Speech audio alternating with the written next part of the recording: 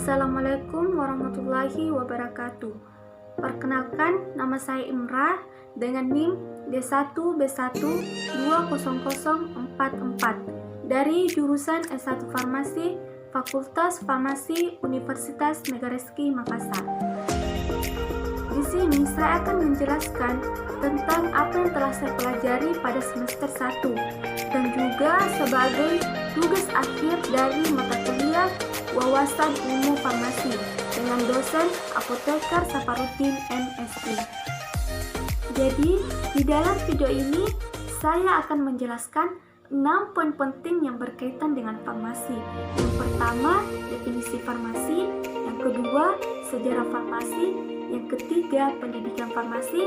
Yang keempat, obat. Yang kelima, resep. Dan yang keenam, bisnis farmasi. Poin yang pertama, yaitu definisi farmasi.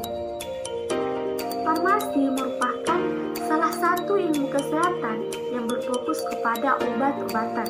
Farmasi juga merupakan salah satu ilmu kombinasi antara ilmu kesehatan dan ilmu kimia yang mempelajari tata cara penyediaan obat dalam bentuk tertentu sehingga siap dijadikan suatu obat terhadap penyakit.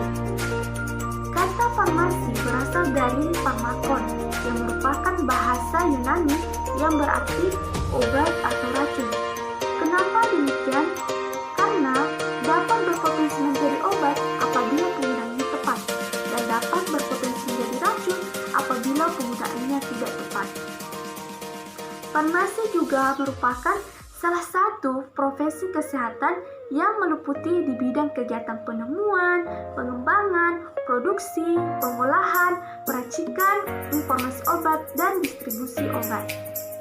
Poin yang kedua, yaitu sejarah farmasi. Ilmu kefarmasian belum dikenal oleh dunia pada zaman Hippocrates, atau yang lebih dikenal dengan sebutan Bapak Kedokteran, yaitu pada tahun 460 sebelum Masehi sampai dengan 370 sebelum Masehi. Pada peradaban itu, seorang dokter memiliki banyak tugas, tidak hanya mendiagnosa penyakit yang diderita oleh pasiennya, tetapi ia juga harus mempersiapkan ramuan atau racikan untuk pasiennya, sebagaimana halnya seorang apoteker. Seiring dengan perkembangan zaman dan ilmu kesehatan, problematika dalam pengadaan obat menjadi semakin rumit, baik karena formulanya maupun cara pembuatan obat tersebut. Oleh karena itu, dibutuhkan seseorang yang dapat mendalami dalam keahlian pembuatan atau peracikan obat. Sehingga Raja Jerman Frederick menyadari dan memberikan perintah untuk memisahkan antara ilmu kedokteran dan ilmu farmasi. Dan perintah tersebut sekarang disebut dengan Decret Tucellis. Dan dari sinilah sejarah farmasi berawal, sehingga para ahli mengambil kesimpulan bahwa akar ilmu kedokteran dan ilmu farmasi ialah sama. Awalnya ilmu farmasi berkembang dari tabib yang memiliki ilmu pengobatan yang ia dapatkan turun-temurun dari keluarganya. Perkembangan ilmu farmasi hampir menyebar ke seluruh dunia, mulai dari Inggris, Amerika Serikat, dan Eropa Barat. Sekolah tinggi farmasi yang pertama kali didirikan di Philadelphia, di Amerika Serikat pada tahun 1821. Adapun tokoh-tokoh farmasi. Yang pertama, Paracelsus. Paracelsus berpendapat bahwa untuk membuat sediaan obat perlu mengetahui terlebih dahulu kandungan zat aktifnya, dan dia membuat obat dengan bahan yang sudah diketahui zat aktifnya. Yang kedua yaitu Hippocrates, atau yang lebih dikenal dengan sebutan Bapak Kedokteran, yang mana dalam praktek pembuatannya telah menggunakan lebih dari 200 jenis tumbuhan. Yang ketiga yaitu Claudius Galen, yang menghubungkan penyakit dengan teori kerja obat yang merupakan bidang farmakologi. Poin yang ketiga yaitu pendidikan farmasi. Pertama yaitu SMK.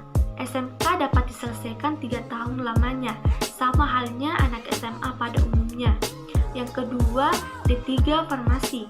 Dapat diselesaikan 3 tahun dan apabila selesai dapat diberi gelar AMD Pharm atau ahli media farmasi. Yang ketiga yaitu S1 Farmasi yang dirancang selesai 4 tahun dan apabila selesai dapat diberi gelar S.Pharm atau Sarjana Farmasi. Yang keempat yaitu profesi apoteker yang dapat diselesaikan 1 tahun dan apabila selesai dapat diberi gelar APT atau apoteker. Yang kelima yaitu S2 Farmasi yang mana dapat diselesaikan selama 2 tahun dan apabila selesai dapat diberi gelar M.Pharm atau Magister Farmasi. Yang keenam yaitu S3 Farmasi yang dapat diselesaikan dengan 3 tahun lamanya dan apabila selesai dapat diberi gelar dengan doktor. Poin yang keempat yaitu obat.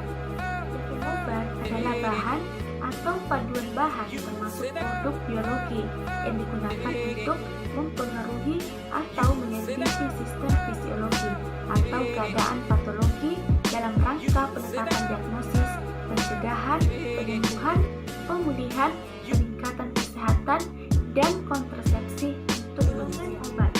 Yang pertama yaitu ada obat bebas, di mana obat bebas ini ditandai dengan lingkaran hijau dengan garis tepi hitam. Ini menunjukkan bahwa obat tersebut dapat dibeli secara bebas tanpa harus menggunakan resep dokter.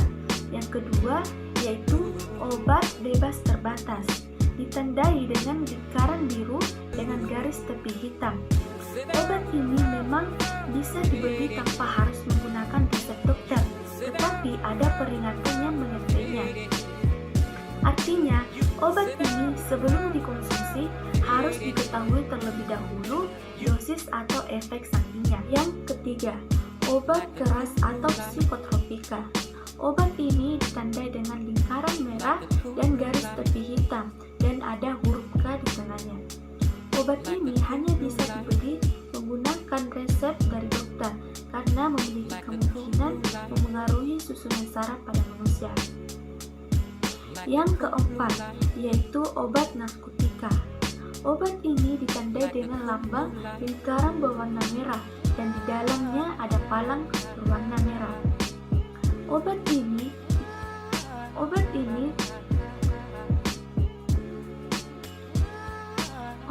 obat narkotika.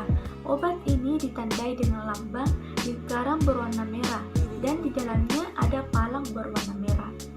Obat ini berasal dari bahan kimia ataupun tanaman yang dapat menurunkan kesadaran.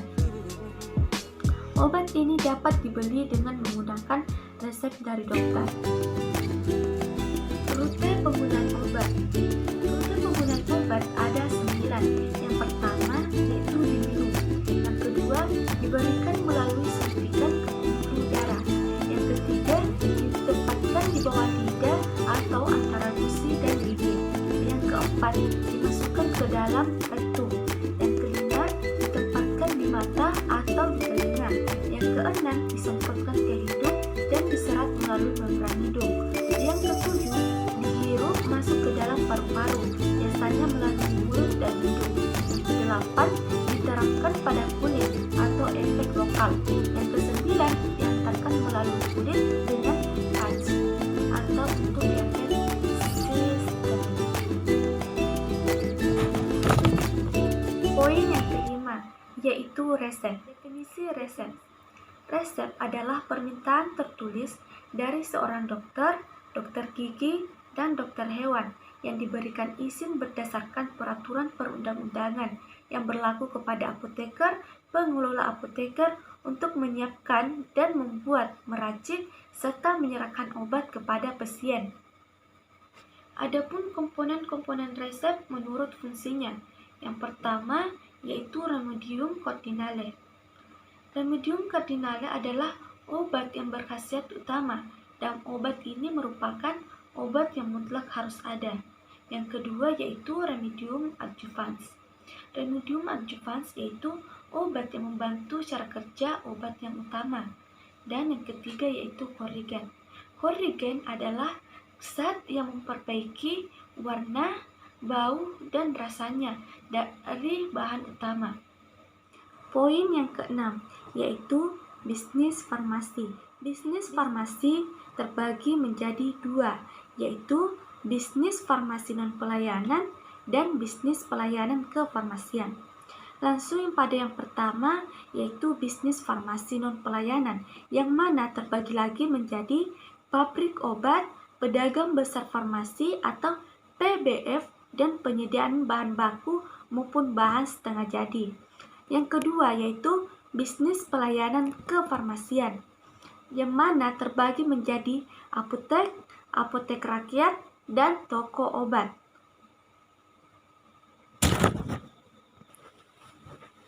Itulah tadi pemaparan materi dari saya mengenai apa yang telah saya pelajari pada semester 1 dari mata kuliah Wawasan Ilmu Farmasi. Lebih dan kurangnya mohon dimaafkan. Akhirul kalam minallahi musta'an wal istiqlal. Wassalamualaikum warahmatullahi wabarakatuh.